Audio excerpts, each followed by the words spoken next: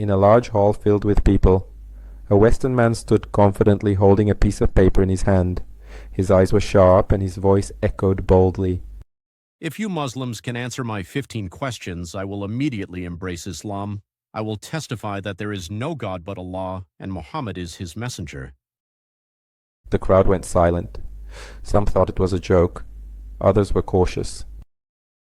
But then, a calm young Muslim man stepped forward, carrying the Quran in his heart more than in his hands.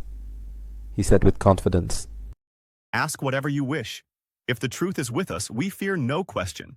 The man smiled sarcastically and asked his first question. What was before God? Who created God?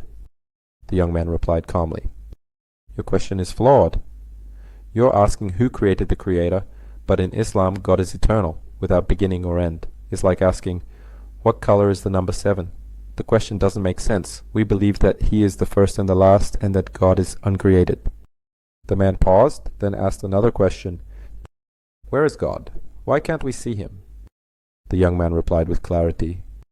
Do you see your own mind? Do you see electricity as it moves through wires?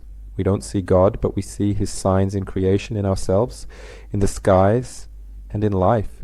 And we believe that in the hereafter, believers will see Him.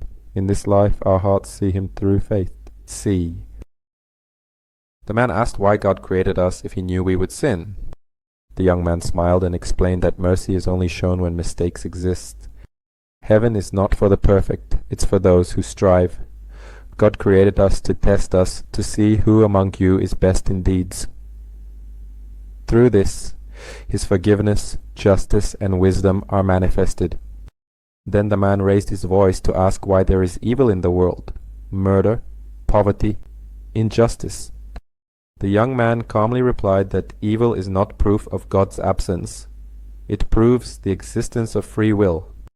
God didn't create us like angels. He gave us choice, to hold us accountable. In Islam, evil has wisdom.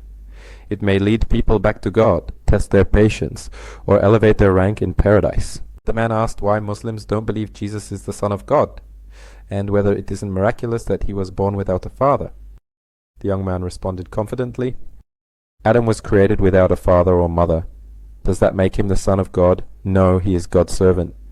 Jesus was created by the word be, just like Adam, and was made a sign for the world, but he is a prophet, not a god or son of God. The man challenged why God's existence couldn't be scientifically proven. The young man answered, Because God is beyond time, space, and matter. Science measures the material world, but God is the creator of that world. But reason tells us that every creation has a creator, every design has a designer. The universe isn't random, and life isn't meaningless. The man asked how the Quran could be from God if it's written in human language. The young man answered that language is just a tool. The Quran came in Arabic so people could understand, but no one has ever been able to produce anything like it. Say, if all mankind and jinn gathered to produce the like of this Quran, they could not. It defeated the poets, guided millions, and is preserved perfectly for over 1,400 years. The man questioned why Islam restricts people with rules, asking if freedom isn't better. The young man said that in Islam you're free, until your freedom harms yourself or others. God doesn't force you to obey, He guides you. Islam doesn't force anyone to enter the religion. There is no compulsion in religion, but it teaches responsibility, not chaos. The man asked mockingly why Muslim women wear the hijab, questioning if it isn't a form of oppression. The young man smiled and explained, The hijab is not a cage, it's dignity. It's protection, not imprisonment. In Islam, a woman is valued for her mind and character, not her body.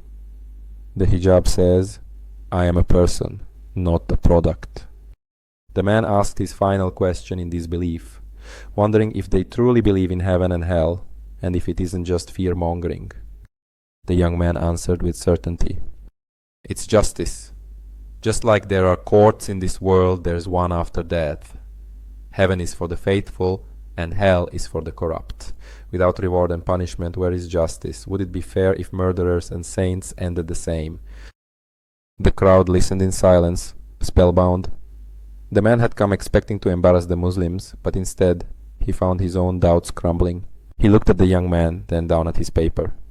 With a voice no longer proud but humbled, he said, I cannot deny a single answer. I wasn't really here to argue. I was searching for truth.